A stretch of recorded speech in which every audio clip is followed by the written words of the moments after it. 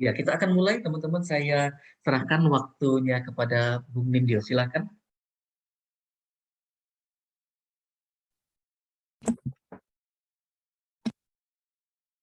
Oke, terima kasih Bung Bruri, terima kasih juga Bung Romi yang sudah memberikan waktu untuk saya sharing ini di Sinoptik ini, dan juga salam juga teman-teman semua.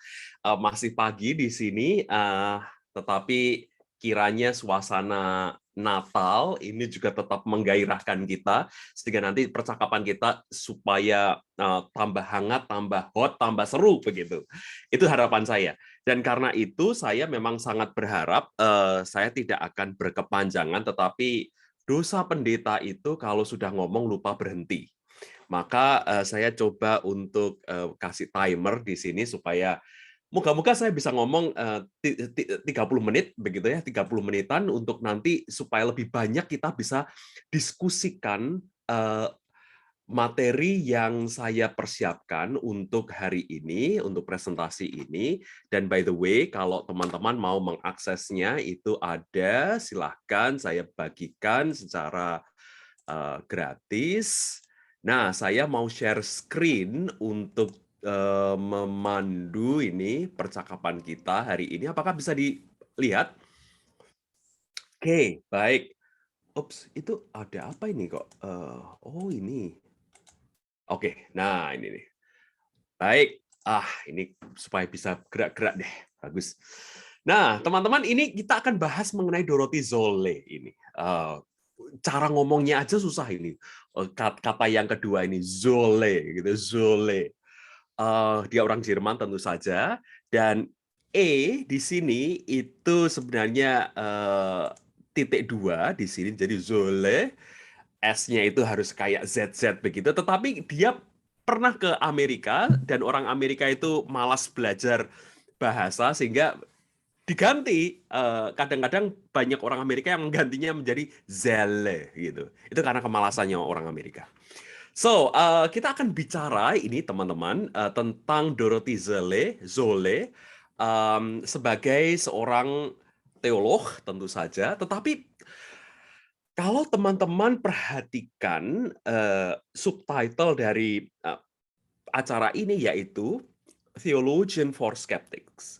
Saya sengaja memang tidak memakai tidak memakai partikel, eh, baik itu the ataupun a. Mengapa? Karena saya ingin justru berargumentasi bersama dengan teman-teman semua, sebenarnya siapa sih yang disebut sebagai teolog bagi para skeptik itu? Kalau saya pakai atau the, itu berarti Zolle lah salah satu dari teolog yang mempelopori menjadi atau menjadi teolog bagi orang-orang skeptik.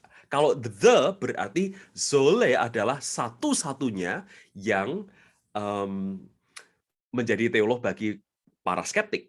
Tetapi karena tidak ada artikel, justru saya ingin berargumentasi bahwa setiap kita bisa menjadi teolog bagi para skeptik. Jadi ini adalah tugas dari banyak orang, dan saya rasa teman-teman juga banyak berjumpa dengan orang-orang yang skeptik dengan bukan hanya kekristenan tetapi juga dengan agama.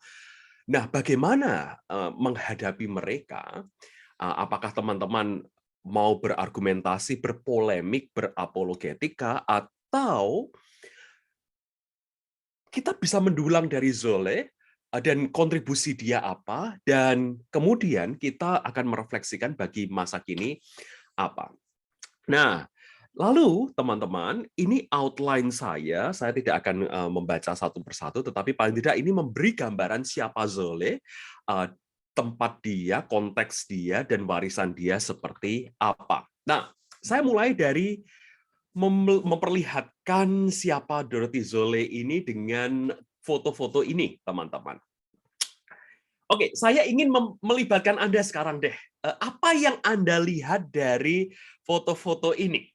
Komentar, kesan Anda. Siapa Dorothy Zolle? Silakan, open mic.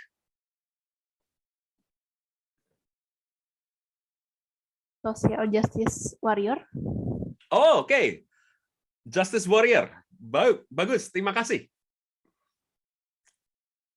Ada lagi? Ya, mungkin politician begitu. Politician. Menarik. Terima kasih, Bu. Social concern. Social concern. Oke, baik sekali. Ada lagi? Satu lagi? Oke, teman-teman, kita lihat ya. Dorothy Zole adalah seorang teolog, dia adalah seorang aktivis, dan di sini dia seorang feminis. Nah, saya akan berikan beberapa keterangan tentang foto-foto ini. Yang pertama, ini dia masih di Jerman ini ya. Kita lihat dia begitu aktif di Jerman, dan dia banyak turun ke jalan. Nah, foto ini Dorothy Zole sebenarnya ada di Amerika Serikat, ini di New York.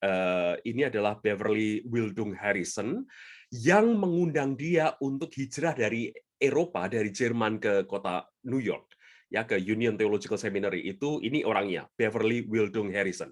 Dia seorang etisis, dia seorang feminis. Dan Beverly Wildung Harrison sangat-sangat fundamental, sangat proponen, menjadi bagian dari gerakan feminis yang kedua sebenarnya, kalau kita melihat. Oke, nah ini adalah tokoh-tokoh teolog pembebasan. Oke, James Cone, Dorothy Zole, Gustavo Gutierrez, Jürgen Moltmann, dan ini Christopher Morris. Christopher Morris adalah seorang dosen yang dulu, dia sekarang sudah pensiun, yang dulu menjadi Dietrich Bonhoeffer Chair di Union Theological Seminary. Dan ini kira-kira tahun 74, para tokoh teolog-teolog besar, teolog politik, dan juga teolog pembebasan, ini mengadakan konferensi untuk membicarakan, mempercakapkan topik bahasan mereka di Union Theological Seminary. Dan Dorothy Zole diundang di sana. Sepertinya dia belum menjadi bagian dari Union Theological Seminary, tetapi setahun kemudian dia diundang untuk mengajar di Union Theological Seminary. Oke, nah saya akan mulai justru bukan dengan penjelasan mengenai Dorothy Zole itu siapa, teman-teman, tetapi saya ingin melibatkan teman-teman lagi dalam melihat ini terlebih dahulu. Apa yang teman-teman lihat? Komentar apa yang segera muncul? Saya hanya membaca, dan saya mohon nanti teman-teman open mic lagi, dan silahkan memberikan komentar apa yang teman-teman lihat. Saya akan membaca bahasa Inggrisnya, ya, ini terjemahan dari saya sendiri. Bukan dikau yang seharusnya menyelesaikan masalah-masalahku, ya Allah, tetapi akulah yang menyelesaikan masalah-masalahmu, Allah para pencari suaka. Bukan dikau yang seharusnya memberi makan para lapar, tetapi akulah yang seharusnya melindungi anak-anakmu dari rongrongan bank-bank dan tentara-tentara. Bukan dikau yang seharusnya memberi ruang bagi para pengungsi, tetapi akulah yang seharusnya menerimamu, ya Allah yang tak tersembunyi bagi kaum tersingkir.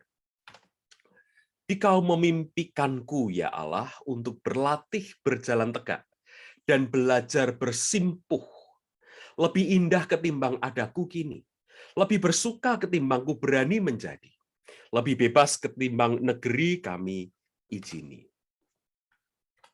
Jangan pupus memimpikanku, ya Allah, ku tak ingin berhenti mengenang bahwa ku ini tunas pohonmu yang tertanam di tepi aliran-aliran tirta kehidupan.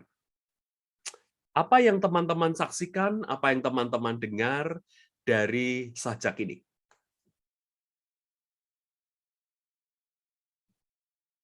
Partisipasi mungkin, Mas. Partisipasi, bagus. Partisipasi apa? Joy ya, seperti ini ya? Betul, Mas. Oke. Boleh diterangkan, Joy? Saya sih sense-nya melihat, tadi kan kalau nggak salah di slide sebelumnya itu, bukan engkau yang mengerjakan apa pekerjaanmu, tapi apalah gitu ya intinya. Saya melihat antara partisipasi antara umat Allah gitu ya, dalam hal ini mungkin Dorothy juga dan Allah untuk membereskan sesuatu bersama gitu. Bukan berarti Allahnya tidak maha kuasa, tapi ada partisipatif aktif untuk work together gitu. Mungkin itu. Bagus. Oke, bagus sekali, Joy. Joy mengatakan ini bagian partisipasi, bukan Allah itu tidak berkuasa, tetapi yang sangat penting adalah keturutsertaan manusia untuk mengambil bagian dalam pekerjaan Allah. Bagus. Ada lagi teman-teman yang berkomentar? Yang saya hanya komentar singkat dari apa yang dikatakan oleh Joy adalah justru problem yang Zole mau tampik, mau lawan adalah problem mengenai kemahakuasaan Allah. Dia punya problem yang besar tentang kemahakuasaan Allah. Gitu. Dia menolak, maksud saya. Ada lagi teman-teman? Mungkin Zoila tidak mengakui bahwa Allah itu mampu menyelesaikan segala permasalahan sehingga bagian ini tertulis dan dia mengambil bagian Allah dengan kata yang menyelesaikan masalah-masalahmu. Allah hanya pencari suaka, bukan dikau yang seharusnya memberi makan pala lapar. Mungkin dia menempatkan dirinya sebagai Allah. Kira-kira begitu. Menarik. Mungkin dia menempatkan diri sebagai Allah dan ada hal-hal yang Allah tidak bisa kerjakan. Hal yang sangat menarik adalah yang dikatakan oleh Pak Aryono benar, bahwa bagi Zole, dia tidak bisa melihat lagi bahwa Allah itu bisa mengerjakan segala sesuatu. Begitu. Ada banyak hal yang Allah tidak bisa kerjakan tidak bisa kerjakan. Saya melihat ini mulai mengernyitkan dahi ini tentang Zole. Terserah teman-teman mau setuju atau tidak, saya hanya memaparkan di sini. Dan kalau ini menjadi pemikiran yang memicu teman-teman untuk berpikir lebih lanjut, berarti tugas saya berhasil di sini. Masalah nanti percaya atau tidak, silahkan.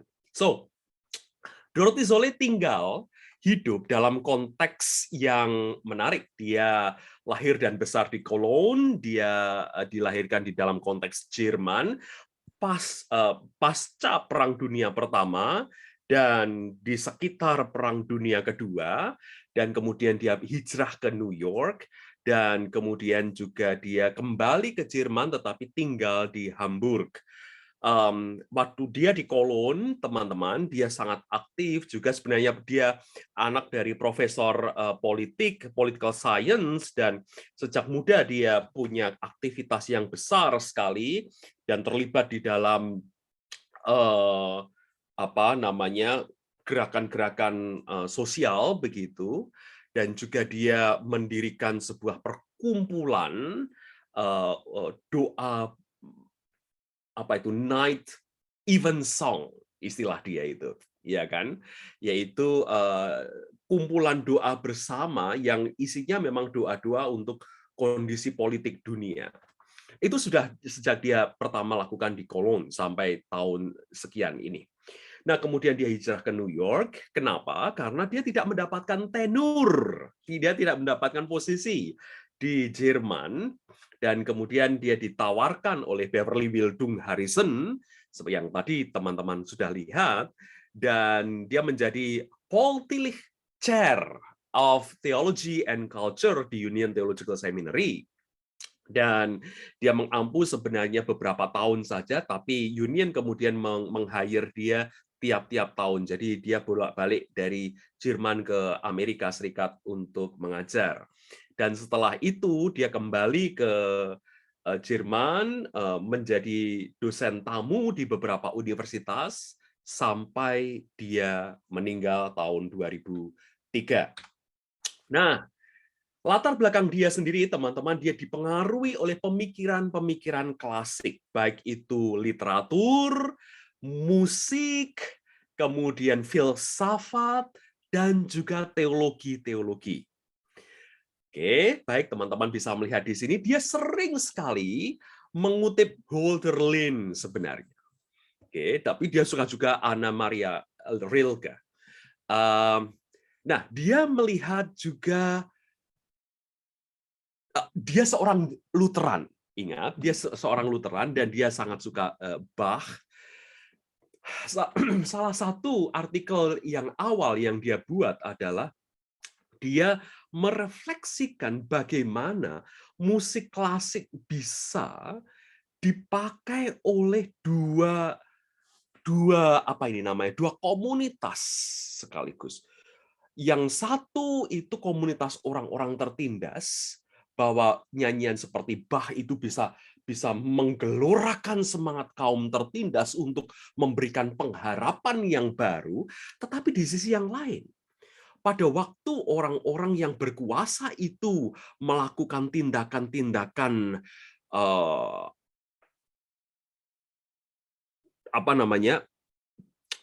membabi buta mereka, itu juga mereka mendengarkan lagu-lagu klasik. Jadi lagu klasik pun berada di ruang antara seperti itu. Nah, tapi yang dari dua bagian selanjutnya, teman-teman bisa melihat bahwa Zola ini banyak dipengaruhi oleh filsafat yang lebih sifatnya kiri, Marxis. Di sini ada Herbert Marcuse, dia juga banyak mengutip Marx, dan juga Adorno, neo-Marxis, tetapi juga lebih ke eksistensialis. Dan teolog-teolog yang yang berpengaruh kepada dia itu juga banyak yang lebih eksistensialis. Seingat saya dia tidak pernah mengutip Bonhoeffer secara langsung, walaupun sama-sama Lutherannya, namun pemikiran Zola dekat dengan Bonhoeffer, khususnya bicara mengenai post-Christianity, post-theology. Nah, mengapa saya katakan tadi dia berada di dunia yang di antara, begitu ya, in between worlds, karena dia dipengaruhi oleh semuanya ini, teman-teman. Dia suka klasik, tetapi dia seorang sosialis, dan berteologinya itu dia dipengaruhi pasca Auschwitz, pasca pembunuhan jutaan orang di Auschwitz, ya, orang Yahudi di sekitar Perang Dunia Kedua di Jerman. Dan juga dia dipengaruhi oleh feminisme, tetapi yang menarik, dia mengaku bahwa pada waktu dia di Jerman, dia tidak terlalu engage dengan feminisme, baru kemudian ketika dia di Amerika, ketika dia memikirkan feminisme itu dari grassroots, dari bawah. Jadi ada pergeseran teologi di sini. Pada waktu dia di Jerman, dia lebih klasikal, theology from above, katakanlah seperti itu, tetapi begitu dia pindah ke Amerika Serikat, dia lebih kepada theology from below. Dan juga dia dipengaruhi oleh gerakan civil rights movement di Amerika Serikat. Dia dipengaruhi juga oleh teologi pembebasan. Tadi kita lihat ada tokoh-tokoh teologi pembebasan, tetapi juga dia mengambil waktu khusus sekitar tahun 80-an pergi ke beberapa negara Amerika Latin, dan dia khususnya sangat tertarik ketika dia pergi ke Nicaragua. Dia menjadi sahabat dari pemimpin Sandinista, Ernesto Cardenal, ya, yang menulis The Gospel of Solentiname, Ernesto Cardenal, teman-teman. Dan juga dia sangat dipengaruhi oleh mistisisme, dan khususnya dari Meister Eckhart. Saya terima kasih Bung Romi sudah membagikan kepada kita buku The Silent Cry dari dia, tetapi buku itu adalah buku yang terakhir dari Dorothy Zola, dan saya ingin nanti teman-teman memperlihatkan ada semacam trajektori Dorothy Zola memahami teologinya. Jadi orang ini sendiri berteologi tidak mandek. Orang ini selalu berkembang. Nah, dia menghidupi tiga karakter ini, tiga posisi ini. Dia seorang teolog, dia seorang aktivis, tetapi juga dia seorang mistik. Pendekatannya terhadap teologi yaitu disebut sebagai unwissenschaftlich. Artinya adalah dia mendekati teologi bukan dari sisi akademik. Maksudnya bukan dari sisi akademik adalah kalau teman-teman membaca tulisan-tulisan Zola itu dipenuhi dengan cerita-cerita, dengan narasi-narasi, dipenuhi juga dengan puisi-puisi. Dia juga yang mengkoin, yang memperkenalkan memperkenalkan istilah theopoetry. Bukan theopoetics ya, itu beda lagi, tapi theopoetry. Oke? Nah, karena Unwissenschaftliche ini, maka Zolle tidak terkenal di Jerman. Nah, kenapa dia tidak akademik, non-akademik pendekatannya?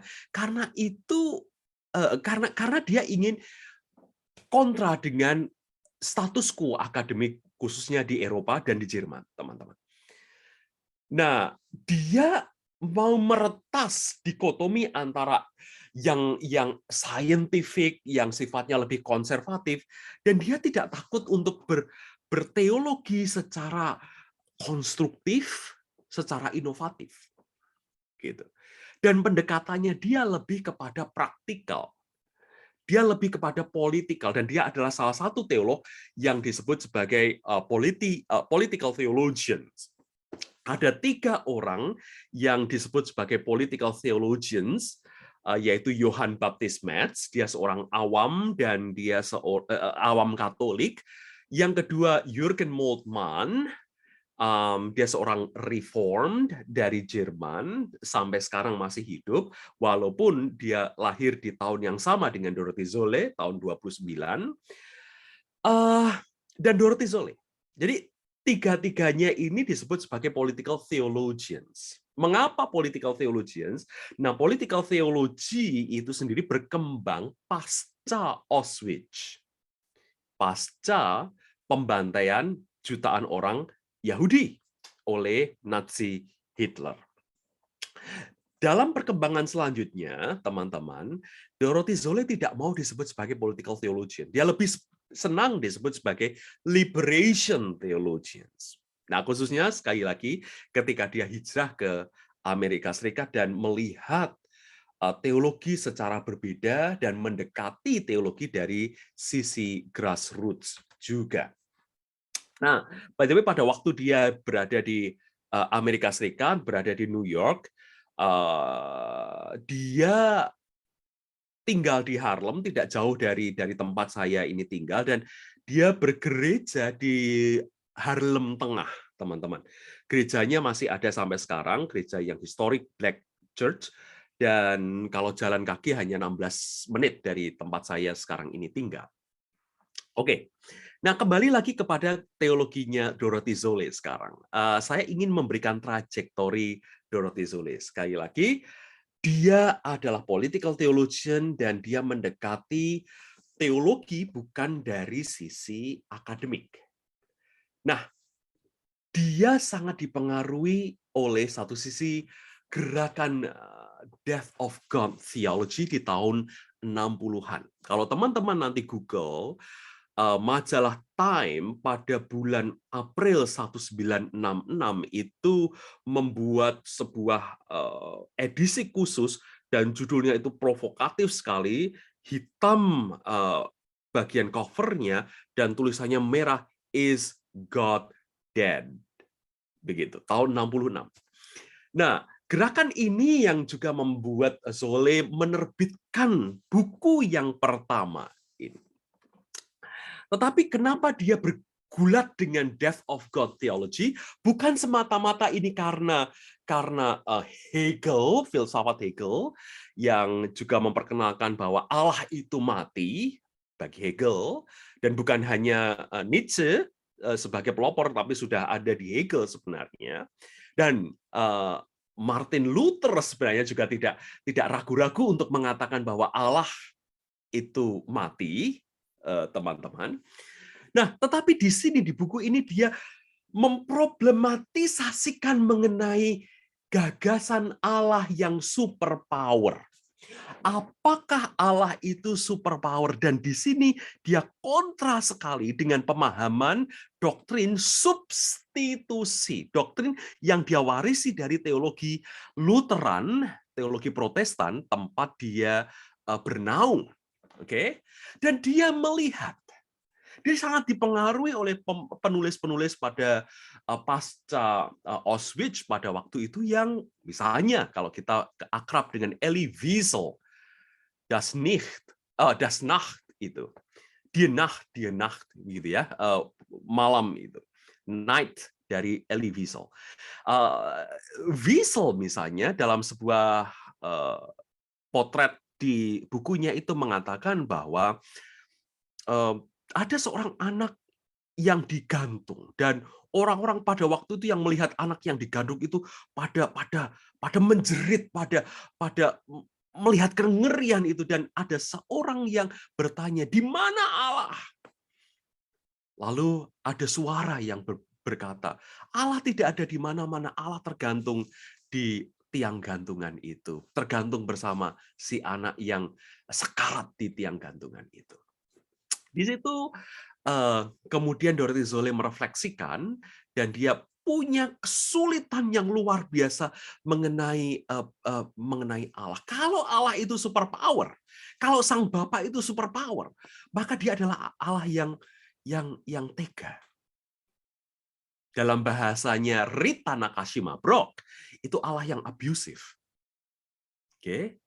Nah, lalu bagaimana ini dia kemudian mendamaikan teologi yang sulit sekali ketika dihadapkan kepada konteks pembantaian jutaan manusia. Dia melihat Allah itu absen, Bapa itu absen. Nah, sekarang Kristuslah yang merepresentasikan kita. Nah, menariknya kalau teman-teman mengingat di dalam Alkitab sendiri, ya, misalnya kitab Ibrani, misalnya Allah di dalam Kristus, itu kan menjadi representasi kita. Dia mewakili Allah bagi kita, tetapi juga dia menjadi imam besar bagi kita yang mempersembahkan persembahan bagi Allah. Dan persembahan itu adalah persembahan dirinya sendiri. Zolé melihat bahwa Kristus itu merepresentasikan kita dengan cara demikian. Tetapi dia lebih lanjut lagi mengatakan bahwa Kristus tidak merepresentasikan kita secara abstrak. Tetapi Kristus merepresentasikan kita secara konkret, dan kehadiran Kristus itu tampak justru di sisi, di wajah orang-orang yang lemah. Tetangga kita, sesama kita, mereka yang menderita, mereka yang homeless, mereka yang papa, mereka yang tidak memiliki apa-apa, yang menderita. Oke. Nah, itu buku yang pertama dari Zolé. Buku yang kedua, yang sebenarnya menjadi trajektori dia sebagai seorang political theologian, yaitu buku ini. Nah, konteksnya masih tetap sama, dan dia bertanya di sana, dia memproblematisasi masalah teodisi. Apakah kita bisa mempertahankan teodisi klasik? Teodisi itu adalah pertahanan argumentasi untuk mempertahankan kebaikan dan keadilan Allah, dua-duanya tidak bertolak belakang. Dan Zolé punya keberatan yang luar biasa. Kalau teodisi itu benar, maka kita hanya mendapatkan Allah yang kejam. Pertanyaannya di sini bukan masalah apakah Allah ada atau tidak. Itu kan pertanyaan teodisi. Tetapi justru mempertanyakan lokasi Allah, itu yang lebih penting bagi Zolé. Di mana Allah ketika penderitaan terjadi. Sama seperti buku yang pertamanya, dia mengelaborasi bahwa Allah Bapa itu tidak bisa diakses, dan di sini dia tegas-tegas menentang gagasan bahwa Allah itu omnipotent, Allah Maha Kuasa, omniscience, Allah itu Maha Mengetahui, omnipresent, Allah itu Maha Hadir. Karena kalau Allah Maha dan Maha, tetapi ada penderitaan di situ, Allah begitu kejam, dan Allah cuma bisa diam. Mengapa kita masih percaya Allah yang seperti itu? Dorothy Zolé sekali lagi melihat kepada Kristus. Yang kita lihat adalah Kristus yang menderita, Kristus yang kenotik, Kristus yang mengosongkan diri. Dan di dalam Kristus, kita melihat bahwa Allah berpartisipasi di dalam penderitaan kita. Zolé di sini sama seperti atau mirip seperti Jürgen Moltmann, dia tidak tedeng aling-aling mengatakan bahwa Allah bisa menderita. Tapi bedanya dengan Jürgen Moltmann, Moltmann mengatakan Trinitas itu merasakan penderitaan, tetapi bagi Zolé, teman-teman, dia lebih melihat bahwa akses kita kepada Allah adalah Kristus, dan di dalam Kristus kita melihat Allah yang menderita. Nah, tetapi karena Allah yang menderita, maka Allah bukan omni. Dan karena itu, Allah lah yang memimpikan kita. Allah lah yang menghendaki kita. Allah membutuhkan kita untuk menjadi sahabat-sahabatnya, menjadi kooperatornya, menjadi orang-orang yang bekerja bersama-sama dengan Dia. Allah butuh kita. Allah tidak bisa bekerja tanpa kita. Kebutuhan itu niscaya. Dan ini bagi Zolle, ini adalah teologi yang tidak bisa tidak pasti politis. Karena dia hadir di dalam konteks ketidakadilan, dan dia berusaha mengadres ketidakadilan itu secara publik. Oke. Dia menentang yang berkuasa. Teologi pasti menentang yang berkuasa. Nah, kemudian ketika dia pindah ke Amerika Serikat, nah dia mulai melihat pentingnya suara feminis, teman-teman. Nah, yang menarik, by the way, dia mengatakan di dalam buku-bukunya, dia tidak mendapatkan tenure di Jerman itu karena dia aktif sebagai politikus. Akan tetapi, orang-orang Amerika lebih melihat Zolle tidak mendapat tenure karena posisi Jerman, universitas-universitas, fakultas-fakultas teologi di Jerman itu sangat didominasi oleh patriarki, oleh laki-laki. Sehingga tidak ada tempat bagi Zolle untuk mendapatkan posisi seperti posisi profesor-profesor laki-laki pada waktu itu. Makanya dia hijrah ke Union Theological Seminary. Tapi sekali lagi itu cara pandang yang berbeda dari Zolle sendiri dengan orang-orang Amerika. Misalnya Sarah Pinnock, ya Sarah Pinnock ini yang membuat buku mengenai teologi Dorothy Zolle. Dia kumpulkan ahli-ahli yang mengenal Zolle, dan sebenarnya buku ini dipersembahkan untuk di tahun 2003 bagi Zolle, tetapi Zolle sudah keburu meninggal. Nah, teologi juga tidak separatis dan tidak sekularis. Artinya, teologi mengadres yang politis, tetapi dia hadir untuk melihat Allah yang imanen. Titik tekannya bukan transendensi, sekali lagi, dia menolak omni itu, tetapi Allah yang hadir di dalam realitas politis yang tidak adil. Oke. Nah, dia sebagai teolog feminis, dia memakai memang kategori-kategori non-gendered, pronoun, mulai diperkenalkan oleh dia, tetapi pada waktu itu dia masih memakai his untuk Allah, pronomina his, he, him, begitu. Tetapi dia kontra dengan itu, bagi dia he, him, his itu adalah Allah yang omni, dan omni tadi. Yang sebenarnya hal ini direfleksikan oleh Zolle sendiri bukan dari teologi feminis, tetapi mula-mula dia mendapatkan suara itu dari orang-orang ini, teman-teman. Dari filsafat, tetapi juga dari mistisisme. Dia kembali kepada mistisisme abad pertengahan, dan dia temukan bahwa ternyata abad-abad pertengahan itu kaya sekali menggambarkan Allah. Gitu. Tidak semata-mata Allah itu sebagai sosok laki-laki yang berada nun jauh di sana. Zolle berbedanya dengan kebanyakan teolog feminis, dia adalah teolog feminis yang mencintai keluarga, dia berakar pada keluarga, dan sampai akhir dia menjadi orang yang mencoba merekatkan keluarganya. Nah, ini bedanya Zolle dengan beberapa teolog feminis yang khususnya misalnya ya Mary Daly yang bukan hanya menentang gereja, tetapi juga mempertanyakan mengenai masalah keluarga. Zolle adalah teolog yang sangat-sangat berbeda di sini. Feminisme dia tetap berakar pada keluarga. Nah, aktivisme dia, nah ini Ini yang tadi saya katakan, dia membuat political event song pada waktu dia masih ada di Cologne di Jerman, politische Nachgebet. Kemudian dia juga sangat dipengaruhi oleh ini, dia anti sekali dengan Amerika Serikat dan kapitalisme dan militerismenya Amerika Serikat. Dan begitu terperanjat dia pada waktu dia di New York, ternyata ada kelompok-kelompok itu yang juga sama memiliki concern yang sama dengan dia. Bahkan dia menjadi anggota yang tiap minggu itu mereka berjumpa.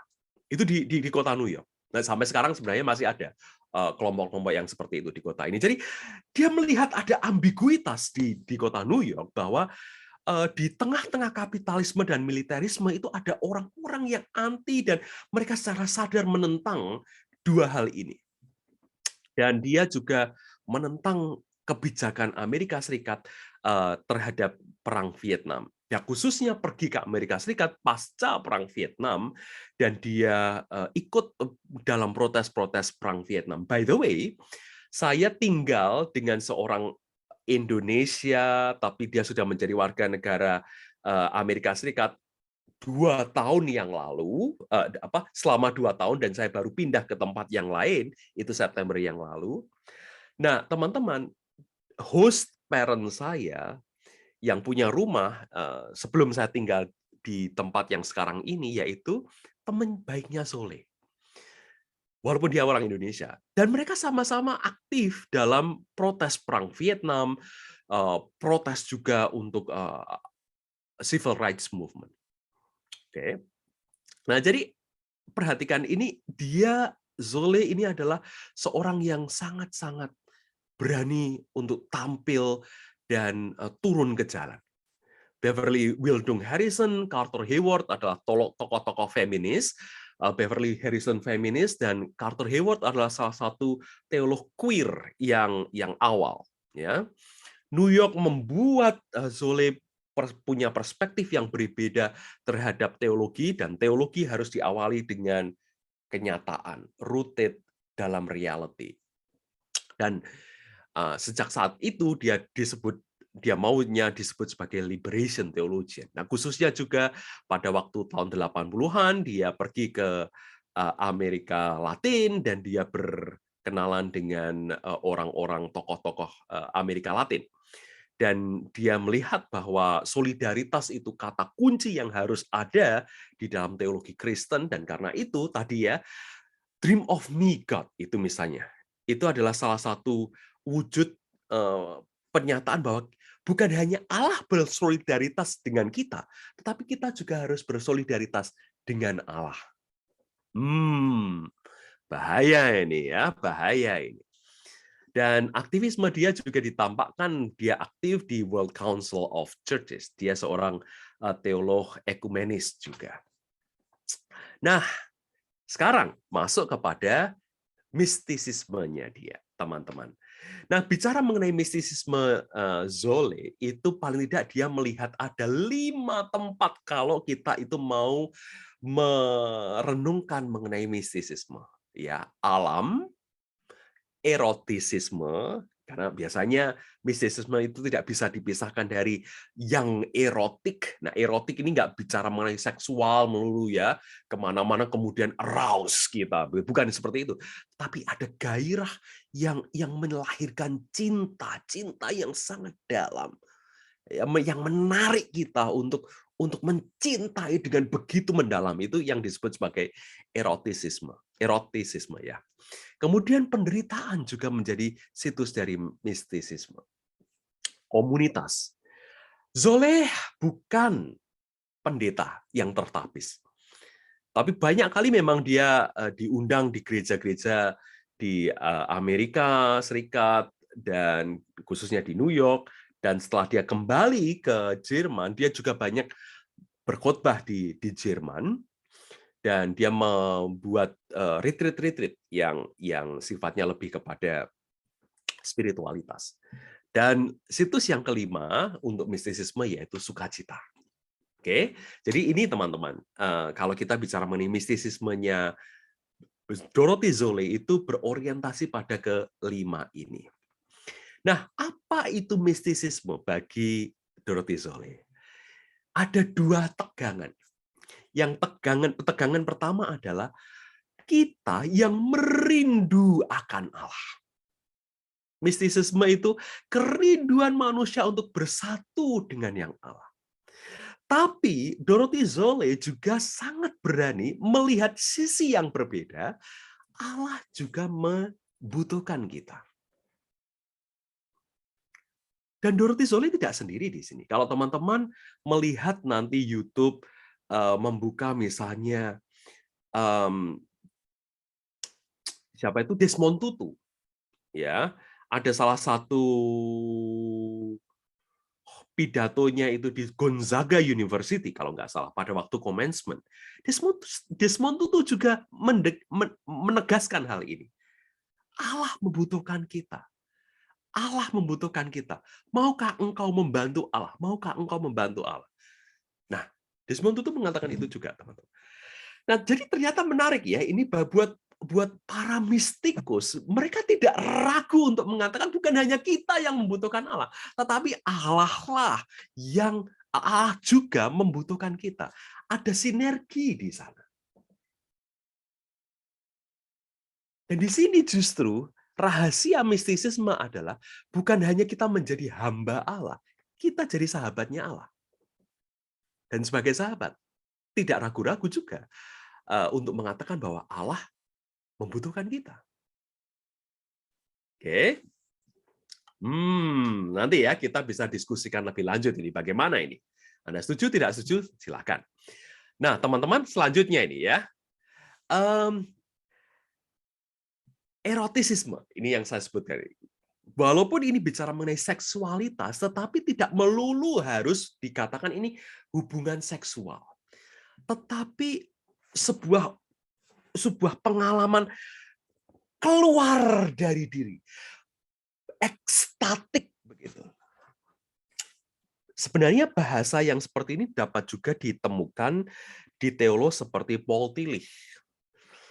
Paul Tillich melihat bahwa manusia itu adalah ekstatik. Hakikat manusia itu adalah ekstatik. Ya, dari kata eks dan stasis, berdiri di luar.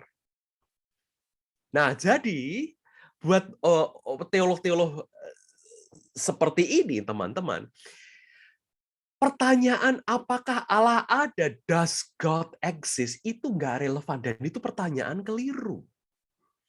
Karena eksistensi itu akan sangat berkaitan dengan ekstasis. Gitu. Ya, berdiri di luar. Nah, kalau Allah itu ada, Allah itu eksis, maka dia berdiri di luar. Di luarnya siapa? Kalau dia berdiri di luar, maka Allah sendiri butuh fondasi. Dan itu kontradiksi. Manusia justru yang harus bertanya apakah manusia ada atau tidak. Apakah manusia punya eksistensi atau tidak. Nah, lebih lanjut, buat Dorothy Zole, teman-teman, dia melihat bahwa mistisisme itu justru harus ditemukan di dalam pengalaman kaum yang miskin. Dan khususnya, dia belajar banyak pada waktu dia berkenalan dengan orang-orang miskin di Amerika Serikat dan termasuk juga pemimpin-pemimpin Sandinista, Ernesto Cardenal misalnya. Ya. Nah, pada waktu dia di Jerman, by the way, dia juga tidak punya kosakata, teman-teman, untuk melihat bahwa di dalam penderitaan itu ada sukacita. Tetapi begitu dia kenal dengan orang-orang miskin di Amerika Latin, dia baru melihat sebuah sisi yang berbeda, bahwa di antara orang-orang yang miskin ini, yang menderita ini, tetapi ada juga di situ sisi-sisi sukacita. Ada joy, bukan joy yang ada di sini ya, tapi ada joy, ada sukacita, ada playfulness di situ. Nah, lalu apa ini? Sukacita di antara orang-orang yang menderita ini apa? Dia, Zole, yang dididik dalam pendidikan Jerman nggak punya kosakata ini. Makanya dia memberikan ruang, ini adalah ruang misteri yang saya nggak bisa katakan. Ini semacam bahasa seksualitas, tapi saya nggak punya kosakata ini. Ini adalah ruang misteri. Dan teman-teman bisa membaca itu di buku yang dibagikan oleh Bung Romi, The Silent Cry. Nah, yang terakhir, teman-teman. Jadi, kalau kita belajar mengenai Zolle, kita belajar mengenai apa ini? Kita belajar ini, teman-teman. Bahwa teologi itu mestinya praktis. Praktis itu bukan hanya teologi menjadi aplikasi dari pemahaman iman, bukan hanya aplikasi dari apa yang kita pelajari dari Alkitab, tetapi teologi dimulai dari yang praktis. Dimulai dari kenyataan.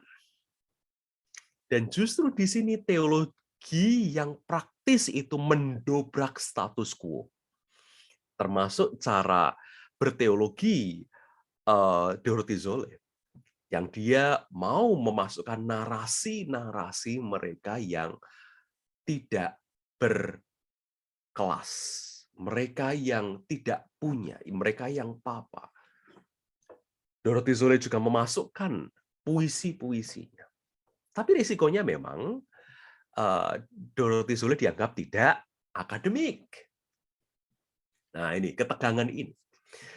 Lalu yang kedua, Dorothy Zolle melihat bahwa teologi itu tidak pernah lepas dari politikal. Teologi yang apolitik adalah teologi yang tidak berguna bagi dia. Teologi yang invalid. Teologi yang politis itu adalah teologi yang melawan penguasa, melawan kuasa imperium. Teologi akan mengarah kepada perubahan. Dan teologi yang politis itu harus mendengar suara orang-orang dari margin, dari pinggir. Teologi yang politis itu tidak akan pernah nyaman dengan melindungi kekuasaan yang saat ini sedang berkuasa, apalagi kekuasaan yang lalim. Teologi tidak pernah tinggal diam. Dan ini justru bagi Zolle, orang-orang seperti Zolle, teologi ini adalah teologi yang profetik. Teologi yang profetik itu adalah teologi yang nine, ya, teologi yang sama seperti para nabi, itu yang mengatakan no terhadap kekuasaan yang tidak beres. Tapi teologi juga poetik. Teologi harus menampilkan unsur-unsur puitis. Nah, seperti tadi ya, misalnya kita membaca salah satu puisinya Zolle. Dan teologi yang poetik ini justru mendedah melawan teologi yang sudah sangat dipengaruhi oleh rasionalisme. Teologi yang poetik ini berbicara dari hati ke hati. Bukan hanya dari kepala ke kepala. Teologi juga bukan transfer pengetahuan, tetapi lebih kepada sentuhan hati. Dan yang terakhir, teologi adalah mystical. Teologi itu bertujuan untuk mencari kebersatuan kita dengan Allah. Dan teologi yang seperti ini kontra dengan elitisme. Baik itu elitisme akademik, baik itu elitisme politik, baik itu elitisme klerikal. Teman-teman, mistik akan selalu mendengar dari sisi yang lain, dan mistik tidak takut untuk mengubah teologinya. Dan kita lihat tadi perjalanan Zolle sendiri memperlihatkan hal ini.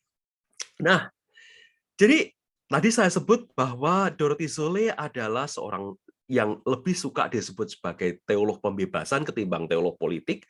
Dan kalau teman-teman belajar metodologi pembebasan itu dia dimulai dari pengalaman yang konkret. Apa yang sedang terjadi? Apa yang kelihatan di konteks kita? Jadi teologi tidak pernah menjadi teologi yang menara gading. Lalu judge. Refleksi kita terhadap kenyataan itu seperti apa? Apa yang dikatakan oleh iman kita setelah kita mengamati, kita melihat konteks yang ada terjadi di sekitar kita? Lalu aksi apa yang harus kita kerjakan sebagai seorang yang percaya, yang memiliki keyakinan seperti demikian? Ya, ini metode see, judge, action itu yang banyak dipakai oleh teolog-teolog pembebasan. Teman-teman sebenarnya bisa meng-Google ini di internet, ada begitu banyak. Nah, ini metode Sola, teman-teman. Dia ikut ambil bagian, dia berperan aktif. Oke, dalam komunitas, dia membentuk komunitas, dia ambil bagian di dalam aktivisme sosial dan politik, lalu dia merefleksikan sebagai teolog yang dibesarkan dengan aparatus politik, literatur, filsafat, dan teologi. Lalu apa aksinya? Dia adalah teolog yang resisten, dia melawan kekuasaan yang tidak adil. Nah, mistisisme Zolle dan ini teman-teman, mistisisme Zolle ya sangat dipengaruhi oleh Meister Eckhart sebenarnya dia. Oke. Meister Eckhart itu memperkenalkan dua istilah yang sangat penting, Gelassenheit. Gelassenheit itu artinya emptying. Ya, mengosongkan diri, meninggalkan segala sesuatu, ya, letting go, seperti itu. Gelassenheit juga diterjemahkan oleh murid-murid Eckhart ini berbeda-beda. Heinrich Suso, kemudian Theologia Germanica punya definisi yang masing-masing berbeda-beda dari Meister Eckhart. Tetapi istilah ini diperkenalkan oleh Meister Eckhart. Lalu juga Sonderwarum, artinya adalah without why. Seorang mistik itu tanpa bertanya kenapa. Seorang mistik itu simply lives as I am. Lives as I am right now. Nah, itu mistisisme. Seorang mistik itu hidup. Nah, metodologi mistisisme Zolle, teman-teman, dibagi dalam 3, ya, via positiva, via negativa, dan via transformativa. Ini yang sangat terkenal di teologi-teologi, ada juga di buku Silent Cry, teman-teman bisa membacanya. Nah, saya tidak akan lebih panjang lagi di sini, teman-teman nanti bisa melihat sendiri. Paling tidak, via positiva itu adalah apa yang kita bisa katakan tentang Allah. Sementara via negativa kita nggak bisa ngomong apa-apa tentang Allah. Mendekati Allah hanya dengan cara diam.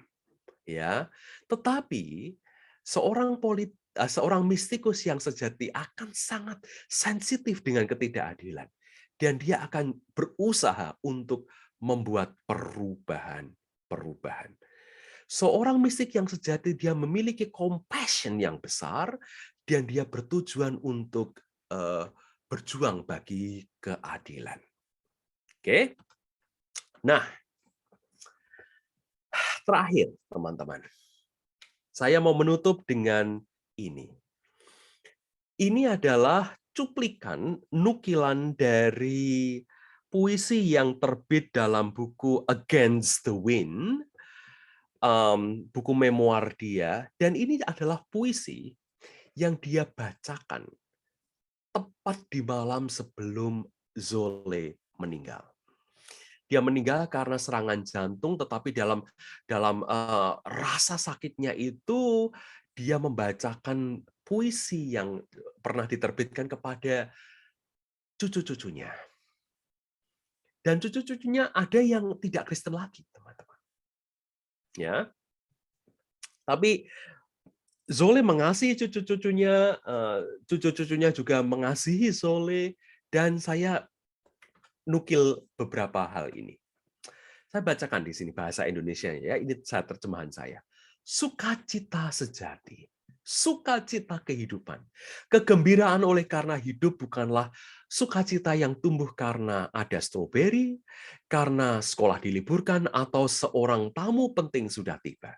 Sukacita sejati itu tanpa mengapa, zonder warum, atau seperti sahabat baikku dari abad pertengahan Meister Eckhart selalu katakan, zonder warum, sepenuh-penuhnya tanpa mengapa. Jikalau ku dapat memberi kalian sekelumit sukacita zonder warum, sebagai seorang ibu yang kuat atau bukan, hal ini sudah amat banyak. Maka aku siap untuk meninggalkan harapan-harapanku yang muluk-muluk. Tuntutan-tuntutan seorang ibu seperti bahwa dalam hidup kalian seharusnya membaca Meister Eckhart. Aku sendiri akan bergembira untuk kembali ke lelaki berjubah abu-abu itu, yang dimaksud adalah Eckhart, dan duduk dalam gua biru di antara mutu manikam permata-permata yang gemerlap sambil berseru, bukan sambil berseru, sambil berseru, jangan lupakan yang terbaik. Ini adalah pesan Zolle yang terakhir kepada cucu-cucunya.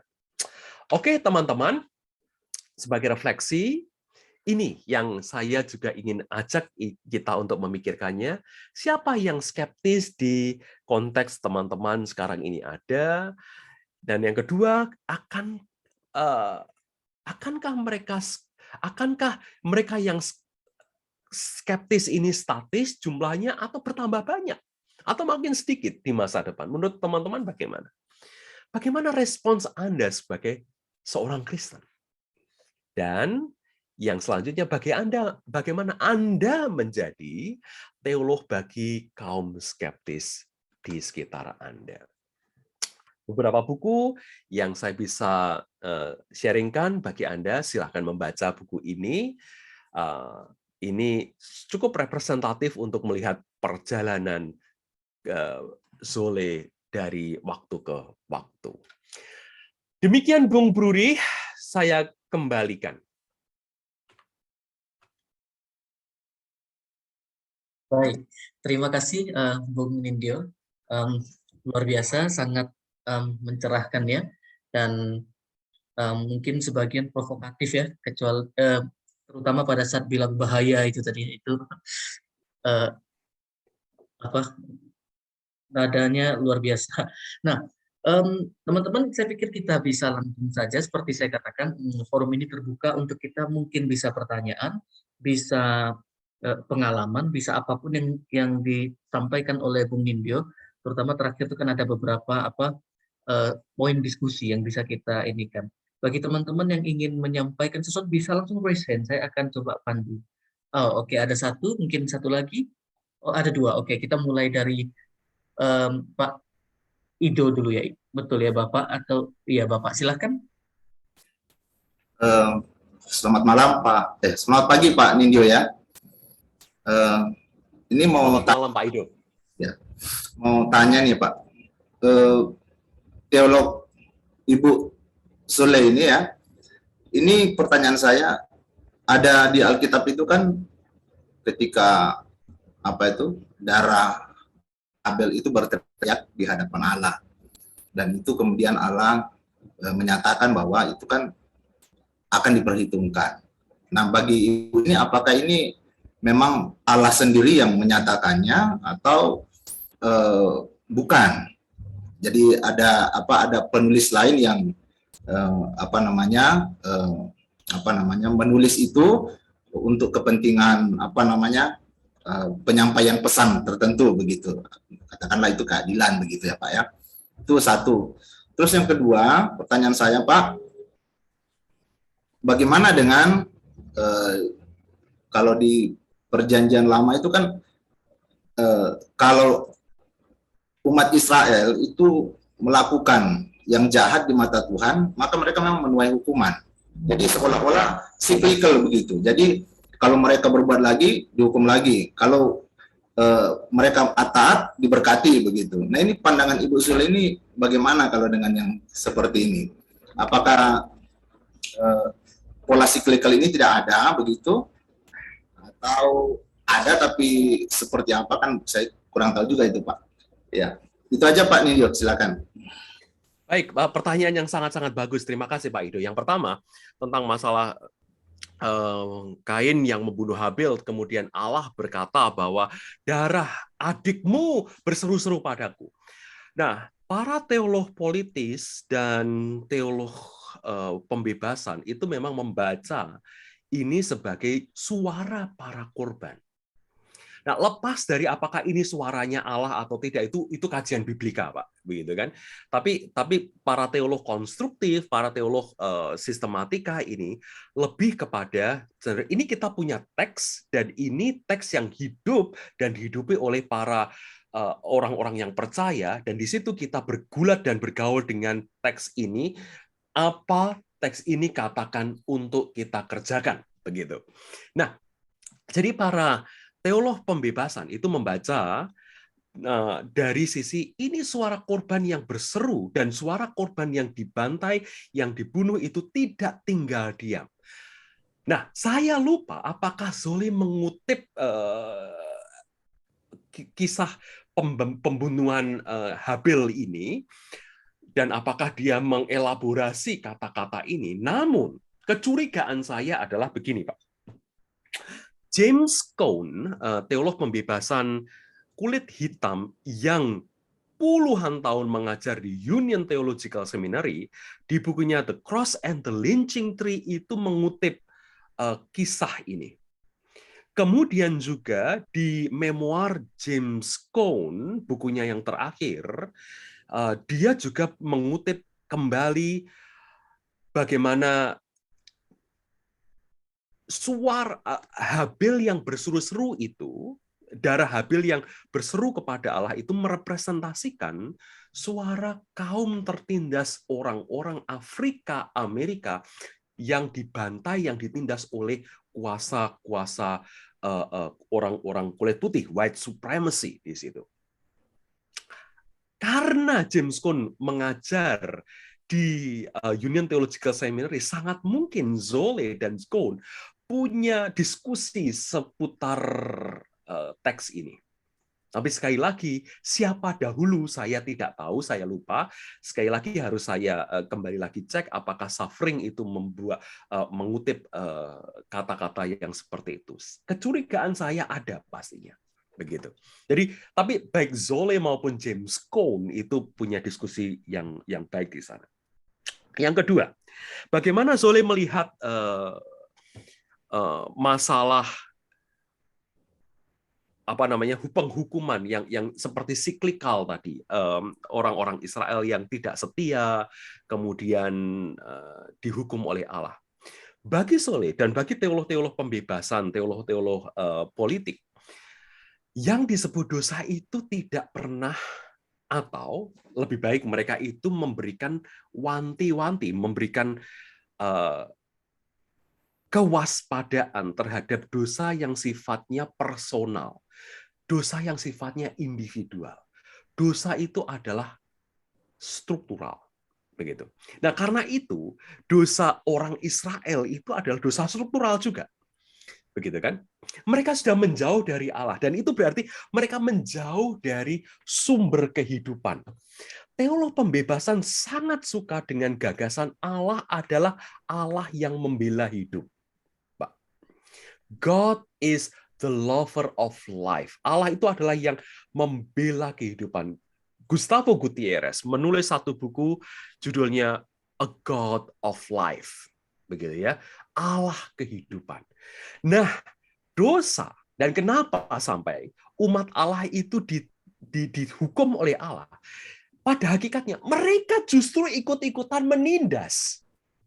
Gitu kan? Secara struktural mereka turut di dalam cara hidup empire, cara hidup kekaisaran, cara hidup orang-orang yang kafir. Ini bukan hanya masalah penyembahan individual terhadap Allah. Allah nggak mau disanjung-sanjung kok. Allah nggak peduli kita itu menyembah dia rajin ke gereja atau tidak, begitu kan? Amos pasal 6 misalnya. Apa yang Allah tuntut? Keadilan. Dan pada zaman itu justru orang-orang Israel sendiri melihat bahwa mereka mengkhianati tuntutan keadilan Allah.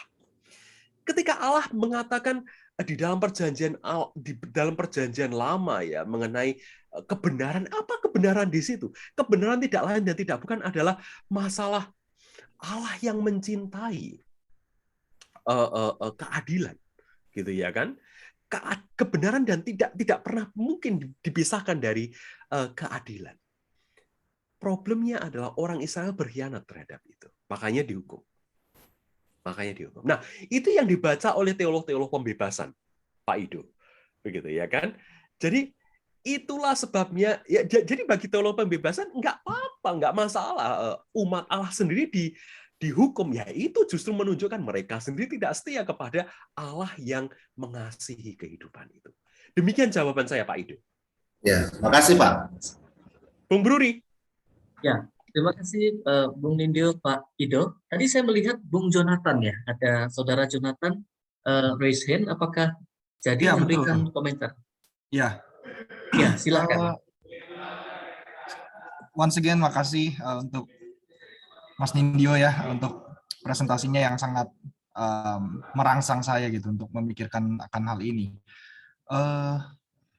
Mungkin saya meng-highlight beberapa yang tadi disampaikan, dikatakan kalau saya tidak salah mendengar Dorothy ini percaya kalau Allah itu kan dalam tanda kutip mungkin tidak maha kuasa, begitu ya, benar ya? Ini menarik bagi saya pribadi. Kenapa? Karena apakah memang kemahakuasaan Allah yang ditolak ini adalah suatu, saya nggak tahu ya, karena saya pun baru dengar tokoh ini saat ini juga gitu. Apakah ini ada kaitannya juga dengan teologi inkarnasi gitu, yang mana sang Allah itu merendahkan dirinya, yang tadinya dia tahu segala sesuatu, dia punya kejayaan, tapi dia itu pada akhirnya mengalami disabilitas, dia membutuhkan manusia. Kalau seperti itu mungkin saya sepakat gitu. Lalu kemudian berkenaan dengan Tillich,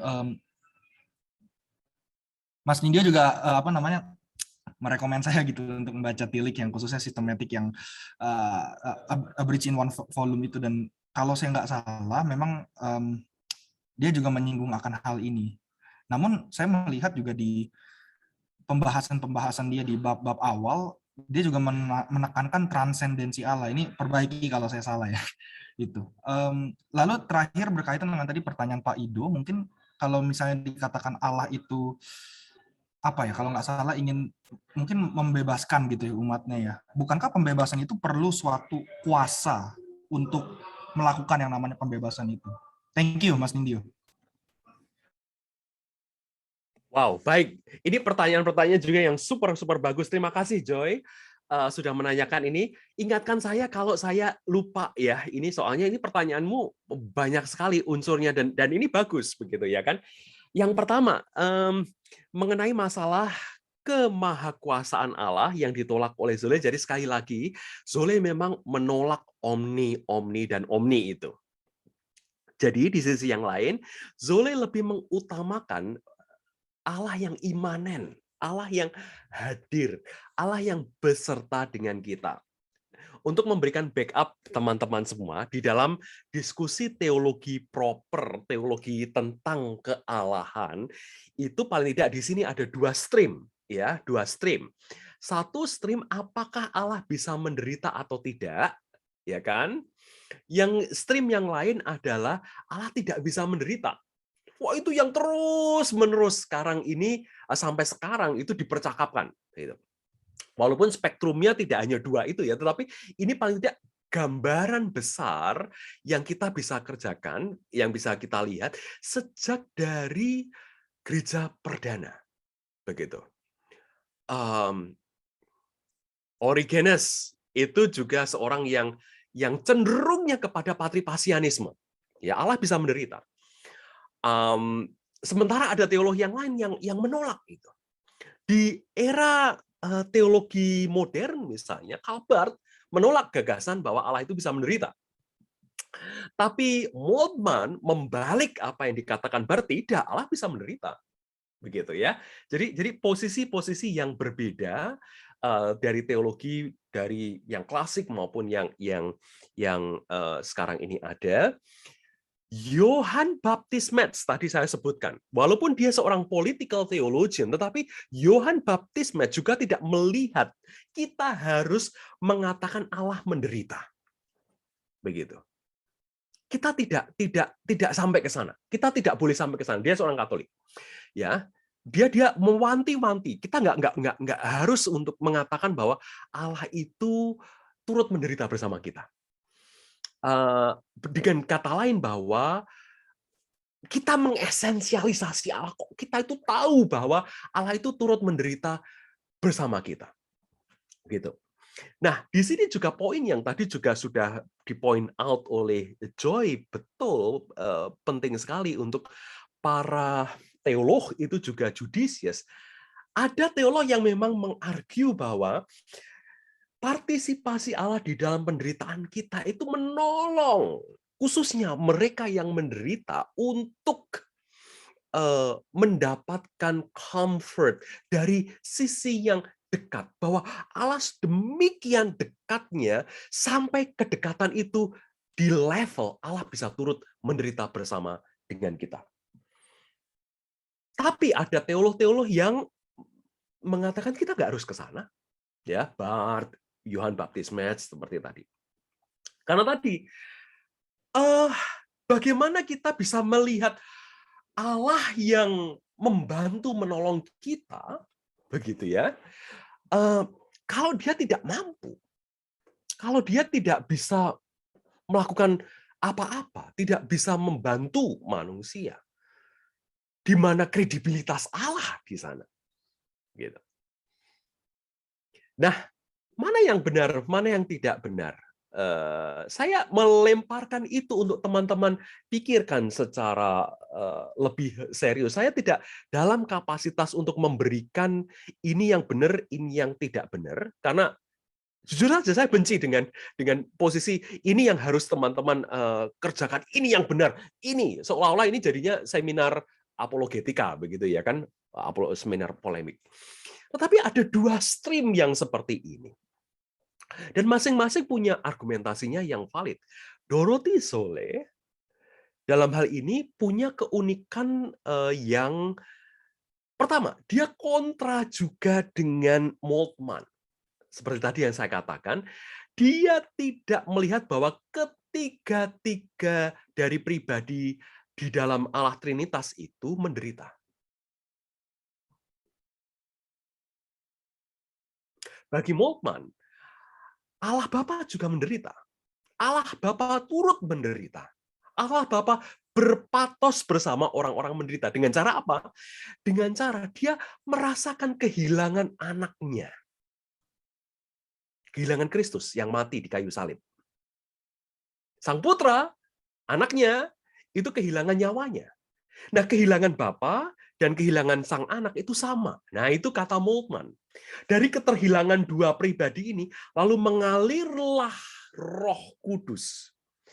Dari puncak penderitaan ini mengalirlah Roh Suci. Dan Roh Suci yang mengalir dari pusat penderitaan ini, teman-teman, adalah roh yang menjamin bahwa this is enough. Tidak ada penderitaan yang lebih daripada penderitaan yang dialami oleh Bapa dan anak. Oleh sebab apa? Bapa dan anak turut menderita, merasakan penderitaan di dalam dirinya sendiri. Nah, Dorothy Solé, seorang political theologian, dia melihat berbeda. Saya nggak punya akses kepada Bapa. Saya hanya bisa diam kalau bicara mengenai Bapa. Saya nggak tahu dia ngerjain apa, dan saya nggak peduli. Gitu. Istilahnya ya itu nggak peduli, itu istilah saya. Tetapi saya nggak mau ngurusin itu. Yang saya lihat adalah Kristus. Di dalam Kristus saya melihat Allah mati. Di dalam Kristus ya. Di dalam Kristus saya melihat Allah turut menderita, Allah turut mati. Allah turut serta di dalam kematian yang dialami oleh manusia. Dan itu kenosis. Apakah Zolle di sini sendirian dalam berpikir seperti itu? Enggak. Kalau teman-teman membaca Dietrich Bonhoeffer, itu sudah ada di Dietrich Bonhoeffer. Gitu ya. Dietrich Bonhoeffer mengatakan satu kalimat yang sangat penting, yaitu only the weak God can help us. Hanya Allah yang lemah yang mampu menolong kita. Dan Dietrich Bonhoeffer mengatakan kalimat itu pada waktu dia di penjara. Dan direkam di dalam bukunya The Letters and Papers from Prison. Only a weak God can help us. Dan kekristenan yang akil balik adalah kekristenan yang bersama-sama Allah dan di dalam Allah berjalan tanpa Allah. Kenapa? Karena Allah turut menderita dan mati di dalam penderitaan orang-orang yang menderita. Tapi kalau teman-teman mau membaca lebih lanjut, kalimat yang sama, kalimat yang mirip ada di Hegel. Ditelusuri lebih lanjut, silakan baca di Martin Luther juga ada nuansa kalimat yang ambigu bahwa di dalam di dalam Kristus Allah mengalami kematian. Luther tidak ragu mengatakan itu. Nah, itu pertanyaan yang pertama, Joy. Jadi silahkan teman-teman make sense untuk teman-teman sendiri bagaimana memahami penderitaan dan kealahan dan omnipoten itu. Yang kedua, terkait dengan Paul Tillich. Nah, bagi Paul Tillich, dia melihat definisi Allah itu beragam. Di systematic teologinya, Paul Tillich lebih banyak mengatakan bahwa Allah itu adalah being itself, das Ding an sich, begitu. Dia memang pakai kategorinya Immanuel Kant di sana, tetapi hanya pinjam saja, sementara isinya sebenarnya itu dia ambil dari teolog-teolog abad pertengahan. Teman-teman bisa menemukannya di Thomas Aquinas misalnya. Thomas Aquinas juga memakai bahwa Allah itu Ding an sich, being itself. Tetapi juga Tillich memakai kategori yang lain mengenai Allah, yaitu ground of being. Allah itu adalah dasar dari segala keberadaan. Nah, karena Allah itu dasar keberadaan, maka intinya yang Paul Tillich mau katakan adalah kita nggak bisa mengatakan Allah itu ada. Karena dia dasar dari keberadaan. Kalau dasar ini dikatakan ada, itu kontradiktif. Dalam sistematik teologi pertama, halaman 211 atau 221, itu teman-teman, Paul Tillich memberikan definisi mengenai Allah juga seperti ini, bahwa Allah adalah jawaban dari pertanyaan-pertanyaan yang dimiliki oleh manusia. Jadi pertanyaan-pertanyaan itu sebenarnya sudah terimplikasi. Jawaban atas pertanyaan-pertanyaan manusia itu sudah terimplikasi, dan itu adalah Allah. Tillich memberikan definisi yang semacam itu. Di Courage to Be, Paul Tillich memberikan definisi yang wow lagi, atau memberikan istilah yang wow lagi mengenai Allah, yaitu dia adalah God beyond God. Allah yang melampaui Allah. Nah, ini bukan seperti Sang Yang Wenang begitu ya, Sang Tunggal itu kemudian ada dewa-dewi kecil di bawahnya, bukan. Tetapi Paul Tillich itu mengatakan begini, kita nggak bisa ngomong tentang Allah, Allah itu misteri. Dan kalau kita bisa mengatakan tentang Allah, itu simbol. Jadi Allah sendiri adalah simbol tentang Allah. Apa yang kita bisa katakan tentang Allah itu adalah simbol tentang Allah. Gitu ya. Nah, itu Paul Tillich. Nah, tetapi istilah God beyond God, Paul Tillich pinjam dari tokoh di abad pertengahan, mistik di abad pertengahan, yaitu Johannes Scotus Eriugena. Itu sudah ada di abad ke-9 Yohanes Erigena itu memakai God beyond God. Jadi itu bukan percakapan-percakapan yang baru, begitu ya. Temuan dari orang-orang yang baru, teolog-teolog di abad ke-20. Joy, yang ketiga tadi apa? Ya, yang ketiga mungkin tadi dijawab sama Mas juga sih di yang pertama Oke. kayak yang Puji Tuhan. ya, sudah dijawab. Thank you. Boleh komentar sedikit nih? Atau Boleh, masih ada? silakan. Ya, thank you untuk klarifikasinya Mas. Mungkin dari bacaan saya terhadap Tillich, ya saya setuju waktu Tillich bilang Allah itu tidak ada, karena memang kalau Allah itu bukan artinya nggak ada eksistensinya sama sekali gitu. Tapi seperti yang sudah dijelaskan sama Mas Nindyo gitu. Tapi saya melihat God as the ground of being, bahkan Tillich juga mengatakan God is not a person gitu kan ya, kalau saya nggak salah. Justru itu menunjukkan transendensi Allah yang mungkin tidak bisa diserap oleh pemikiran manusia, mungkin gitu ya Mas ya. Itu. Dan saya mungkin dalam ini mungkin saya salah membaca Tillich. Kenapa? Karena saya melihat ground of being yang tidak mungkin ada itu dan yang melampaui itu sebagai sesuatu yang maha kuasa gitu. Dan mungkin kalau saya tanya ke Tillich, mungkin dia tidak akan setuju dengan itu. Tapi thank you sekali lagi sudah memberikan sesuatu yang insightful bagi saya. Thank you, Mas. Ya, luar biasa, Bung Nindyo dan Bung Jonathan ya. Sebut nama apa? Sartre, Hegel, muncul pikiran Simone de Beauvoir ya, terutama etika ambiguitas ya, cukup mirip di dalam 1-2 itu yang disampaikan. Kita masih ada 2 teman yang akan menyampaikan pendapatnya, satu ditulis di chat dan satu saya izinkan Bro Paulus, silakan.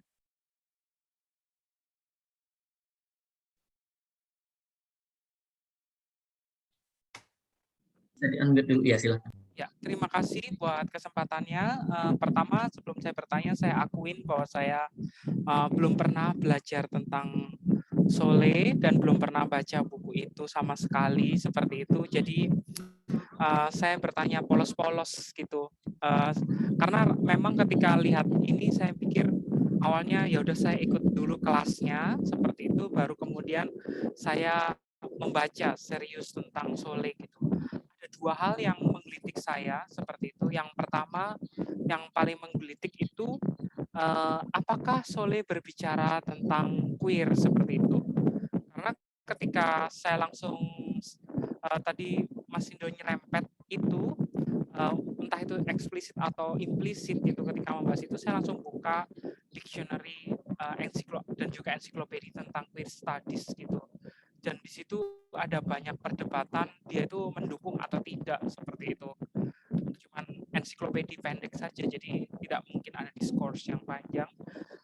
Saya butuh pencerahan dari Mas Nindyo yang pertama. Lalu yang kedua yang menggelitik juga adalah pengaruh dari Kierkegaard sebagai filsuf eksistensialis seperti itu. Nah, yang mau saya tanyakan, di sisi mana dia terpengaruh eksplisit atau implisit dari Kierkegaard seperti itu? Karena memang Kierkegaard ini juga pro dan kontra ya, karena dia juga menulis dengan berbagai nama seperti itu. Jadi tidak bisa terlacak dengan cepat seperti itu. Lalu berikutnya Albert Camus seperti itu. Di sisi mana Sole terpengaruh dengan Camus seperti itu, eksplisit atau implisitnya? Karena tadi saya juga lacak, kalau lacak Camus saya lacak, kalau Kierkegaard kurang saya lacak, karena Albert Camus itu ketika lihat itu justru dia itu tidak begitu jelas di ensiklopedia itu menunjukkan pengaruhnya dari Camus gitu. Atau mungkin Mas Nindyo punya research yang eksplisit implisit terkait dengan itu. Ya, itu pertanyaan polos-polos saya saja yang setelah ini mungkin saya akan serius membaca Sole. Terima kasih. Terima kasih Bung Paulus. Ingatkan saya kalau saya lupa, sekali lagi ya, itu pokoknya saya itu pelupa. Nah, saya mau menjawab yang Yang kedua terlebih dahulu, pengaruh Kierkegaard dan pengaruh Albert Camus dalam Zola. Yang pertama, Kierkegaard itu memberikan suara kepada Zola. Pertama karena dia memang dididik di dalam sekolah yang klasik. Jadi dia masuk ke gimnasium di Cologne. Itu memang mutlak dia membaca tulisan-tulisan Kierkegaard gitu. Dan juga dia tentu saja membaca Albert Camus.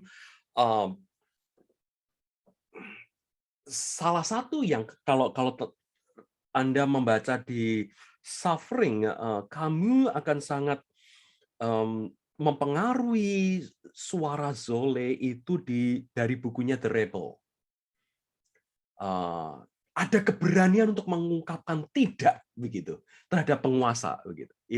Itu bahasa suara-suara yang didapatkan dari baik Kierkegaard maupun dari Albert Camus. Nah, tetapi lebih banyak juga dia dipengaruhi oleh klasik, oleh sastra-sastra, misalnya Hölderlin, dan yang membuat Zola juga memberanikan diri bahwa kita berteologi juga harus memasukkan unsur-unsur ini literatur begitu. Sampai sufferingnya dia, menderitanya Zola, yaitu dia dianggap sebagai tidak akademik. Nah itu Bung, itu yang bisa saya katakan mengenai pengaruh-pengaruh dua teolog eksistensial tadi. Paling tidak mereka memberikan keberanian dari Zola sendiri untuk meretas apa yang dianggap sebagai yang benar, begitu. Nah, pertanyaan Anda yang pertama tentang apa tadi? Ingatkan saya. Apakah dia berbicara eksplisit atau implisit? Tentang queer. Ya, pertanyaan yang sangat bagus. Enggak, memang enggak. Jadi dia tidak bergumul dengan queer, akan tetapi dia bersahabat baik dengan Beverly Wildung Harrison, yang pada waktu itu memang dia seorang lesbian, Profesor Harrison seorang lesbian, dan sahabatnya yang pada waktu itu Carter Hayward. Ini apa namanya? Nggak kelihatan ya. Bukunya Touching Our Strength. Ini bukunya Carter Hayward yang pertama. Carter Hayward juga seorang lesbian theologian yang awal-awal. Nah, tetapi Zola sendiri tidak engage, tidak mengelaborasi teologi queer di dalam bukunya. Oleh sebab apa?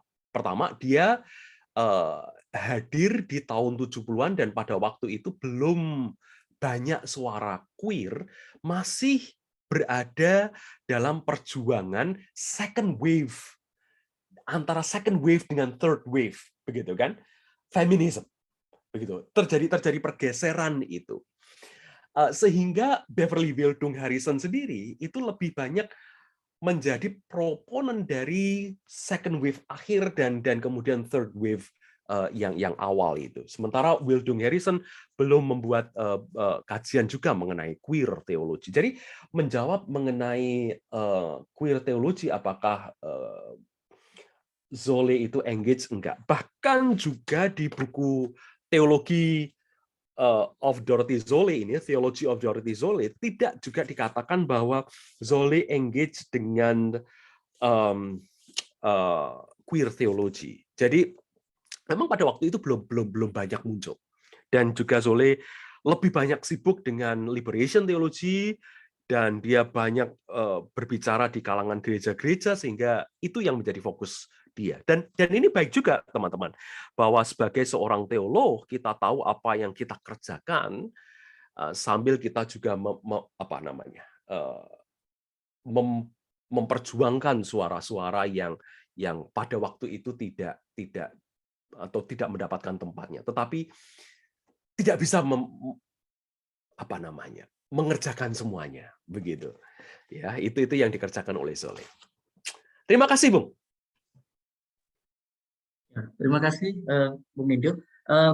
Kita punya chat, saya akan bacakan dan nanti mungkin Bung Aldi atau Pak Aldi bisa ungkapkan idenya, dan mungkin yang terakhir, dan juga itu mungkin cara kita menghargai Soleh ya, karena Soleh juga mungkin orang yang cukup banyak berbicara soal limitasi diri ya, jadi membatasi diri dan terjun ke realita kan. Yang pertama dari Ibu Selvi Triani, dalam buku Silent Cry, ada hal menarik kalau nggak salah ya, ada via unitive, tentang konsep kita menurut manusia turut serta bersama Allah dalam proses penciptaan yang berkelanjutan. Seperti halnya Maria yang mengandung dan melahirkan Kristus, jadi bukan hanya Allah yang bisa mencipta. Nah, itu dari Ibu Selvi, dan bisa nanti sekalian Pak Aldi dulu mungkin saya izinkan, setelah itu Bung Nindyo bisa respon nih. Silahkan Bung Aldi. Oke, apakah terdengar ya suara Ya. saya? Kita dengar ya. Oke, makasih Mas Nindyo atas pemaparannya. Saya juga baru pertama kali berkenalan dengan Dorothy Soleh. Saya mencoba merenungkan Dorothy Soleh ini dari identitas saya sebenarnya dari Pentakosta karismatik begitu. Awalnya saya kayaknya ini bertentangan sekali, terutama waktu Pentakosta karismatik kan menekankannya tentang Allah yang berdaulat gitu ya, Allah yang berkuasa menyembuhkan, memberkati, dan Allah yang bisa segalanya lah dalam hidup kita begitu kan. Tapi bagi Zole tadi, dia seakan-akan benci begitu ya Mas Tindio dengan keomnian Allah atau Allah yang maha-maha itu begitu. Hal tersebut kayaknya bertentangan. Tapi saya juga melihat setelah pemaparannya ada satu kesamaan justru. Zole tidak setuju dengan rasionalisme dan hal-hal berbau akademik begitu ya. Kalau saya tidak salah tangkap. Itu juga sebenarnya kan terjadi juga di Pentakosta karismatik ya, dari yang klasik sampai yang sekarang pun sebenarnya dia tidak terlalu menekankan rasionalitas di segala aspek gereja atau doktrin atau apapun. Bahkan ya saya juga lulusan STT Pentakosta karismatik. Ya walaupun sekolah tinggi tapi ya doa terus. Tidak terlalu ditekankan aspek rasionalitasnya. Maksudnya bagaimana tanggapan Mas Tindio atas refleksi saya ini gitu? Apakah ini bisa saya tarik begitu refleksinya kepada identitas saya sebagai Pentakosta karismatik, dan saya refleksi keduanya jadi begini, jangan-jangan menjadi seorang mistik, karena kan saya Pentakosta karismatik berasal dan tumbuh sekolah juga, jangan-jangan menjadi seorang mistik itu bukan hanya melulu masalah pengalaman roh pribadi begitu, tapi menjadi seorang mistik adalah juga melakukan aksi yang nyata. Jadi bermistik tapi melakukan aksi seperti Zole dan kawan-kawannya. Begitu mungkin. Terima kasih Mas Tindio dan kakak-kakak. Silakan Bung Nindyo bisa berikan responnya. Iya, terima kasih ini Bung Aldi dan juga Kak Selvi. Kalau boleh, karena Kak Selvi ini menulis, jadi lebih bisa saya membacanya. Saya menjawab dulu Bung Aldi dulu ya, soalnya supaya nanti saya takut lupa begitu. Terima kasih sekali lagi cerita, kisah, narasi hidup dari Bung Aldi dan melihat kemiripan di Dorothy Zole dengan teologi Pentakostal karismatik itu sangat-sangat menarik, dan bagi saya itu perlu dieksplorasi lebih lanjut. Jadi betul sekali bahwa satu sisi dua teologi ini kontra status quo. Jadi memang pada waktu saya pertama kali melihat Zole dan membaca Zole di sekolah yang lalu, itu saya nggak tertarik. Nggak tertarik karena nggak seperti aparatus yang ditanamkan kepada saya, dan aparatus belajar teologi yang seperti diberikan pada saya. Gitu. Sehingga ya saya abaikan aja Dorothy Zole. Dan saya, teman-teman, itu harus mengakui saya itu agak sukar untuk belajar kalau banyak cerita tentang pengalaman.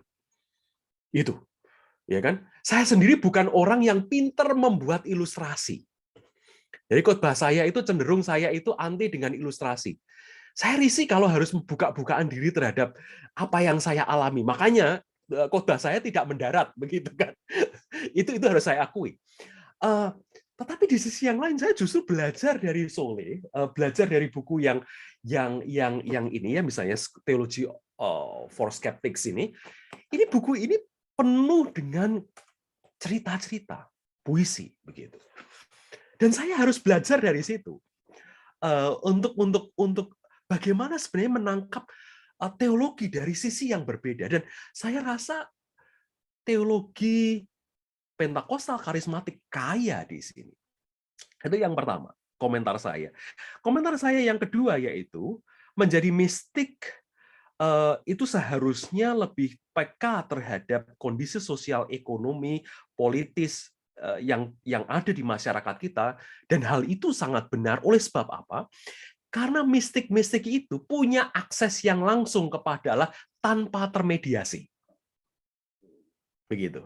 Itu yang membedakan mistikus dengan yang lain, bukan mistikus. Mistik, para mistik. Kalau mistikus itu kayak orang yang mempelajari mistik ya. Nah, karena dia punya akses yang langsung kepada Allah, maka dia mengenal hati Allah. Itu kan bahasanya Pentakostal dan karismatik. Karena itu justru untuk mendaratkan itu lebih langsung. Dengan kata lain, betul kalau yang dikatakan oleh Bung Aldi itu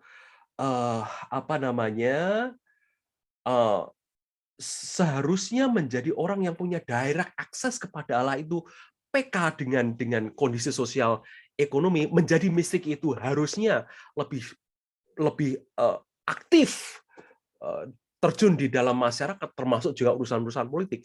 Hal itu betul sekali. Semua protester, kalau saya boleh mengatakan semua, ini generalisasi, atau lebih tepatnya kebanyakan mereka yang ambil bagian dalam non-violent protest itu adalah kaum mistik. Martin Luther King, Gandhi, terus siapa lagi? Rigoberta Menchú misalnya, dan termasuk juga Dorothy Sole. Mereka mengaku diri mereka mistik. Thich Nhat Hanh di dekat kita di Vietnam itu juga mistikus. Ya, Desmond Tutu, terus juga Dalai Lama misalnya, mereka mistikus. Jadi justru mereka yang justru sadar dengan kondisi ketidakadilan. Nah, bagaimana dengan teologi Pentakostal karismatik? Nah, di sini tentu Bung Aldi yang bisa lebih menjawabnya, tetapi saya ingin memberikan juga catatan begini, Bung. Nah, saya pakai kategori Paul Tillich di sini. Paul Tillich memberikan catatan yang sangat penting, bicara mengenai ontological polarities. Jadi dalam ontologi, dalam metafisika itu ada polaritas, dan salah satu polaritas yang dialami oleh manusia, ya ada beberapa polaritas, misalnya finite dan infinite, gitu kan, terbatas dan tidak terbatas. Kemudian individuasi dan komunal misalnya. Dan di sisi yang lain itu Paul Tillich ada mengatakan dinamika dan forma. Itu polaritas yang ada. Dinamika dan forma. Yang mau Tillich katakan adalah begini. Kalau seseorang itu lebih banyak ke unsur yang dinamis, ada masa di mana dia butuh sesuatu yang lebih baku. Tapi kalau dia itu dimulai dari sisi yang baku, ada masa dia akan bergerak ke sisi yang lebih dinamis. Gitu. Jadi polaritas ini bukan dua kutub yang berbeda, tetapi semacam ada kontinuum begitu, Bung. Kadang-kadang di sini, kadang-kadang di sini, kadang-kadang di tengah, kadang-kadang di agak kanan, agak kiri, seperti itu. Seperti kontinuum. Nah, bagaimana dengan teologi Pentakostal dan karismatik? Catatan saya adalah begini, kalau selama ini lebih banyak dibesarkan dalam tradisi yang non-formal, tidak ada forma, sangat mungkin ada banyak teolog-teolog teologi karismatik dan Pentakosta yang mencari forma. Mau jujur? Coba kita evaluasi. Banyak teolog-teolog Pentakostal yang kemudian mencari bentuk di dalam teologi, entah itu reform, bahkan sampai ortodoks. Itu dasarnya dari mana? Mereka karena dibesarkan dari sisi teologi yang terlampau loose. Sebaliknya, dari teolog-teolog yang super reform, super ketat misalnya, atau bahkan dari Katolik, mereka mencari ekspresi-ekspresi yang lebih dinamis. Itu terjadi di dua-duanya. Nah, sekarang di mana ini ketegangan ini terjadi? Nah, begitu komentar saya, Bung Aldi. Dan ini terlalu berkepanjangan. Nah, sekarang kepada Kak Selvi. Ini pertanyaan yang provokatif, tapi saya sangat suka, Kak Selvi. Dari sejak Meister Eckhart,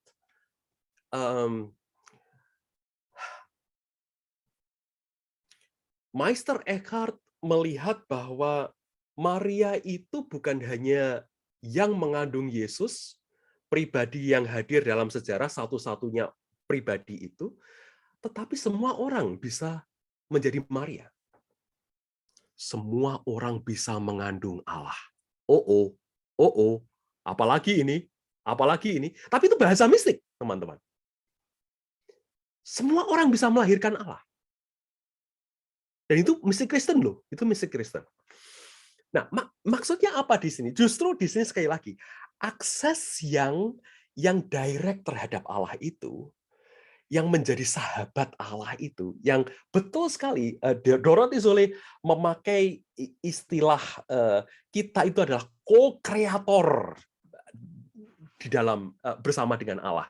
Kita menjadi sama-sama pencipta yang turut serta mencipta dunia ini.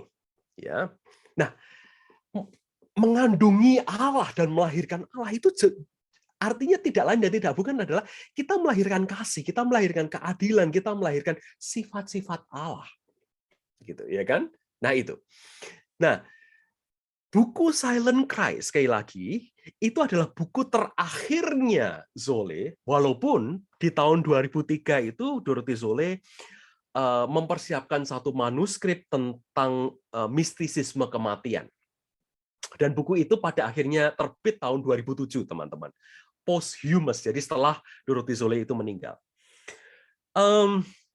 Tapi buku Silent Cry itu merupakan reiterasi dari buku-buku yang sebelumnya. Dan Zole punya kategori mengenai kreativitas. Dan tidak lain dan tidak bukan, dia mau mengatakan begitu. Kita itu menjadi co-kreator dari Allah. Kita menjadi orang yang bekerja sama dengan Allah. Ada satu buku yang terbit di tahun 70-an atau 80-an, saya lupa. Itu Creative Obedience. Menarik ya, Creative Obedience itu di satu sisi taat. Tapi ketaatan itu bukan ketaatan kepada Allah yang omnis. Tapi ketaatan sebagai kita itu sahabat Allah, kita itu co-kreator Allah. Kita itu sama-sama kreatif seperti Allah. Kenapa? Karena sekali lagi Allah membutuhkan kita.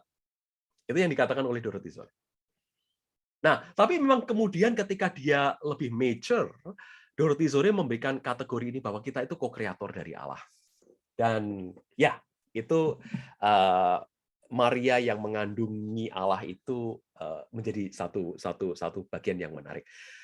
Mungkin Kak Selvi bisa menulis paper mengenai semua manusia mengandungi Allah.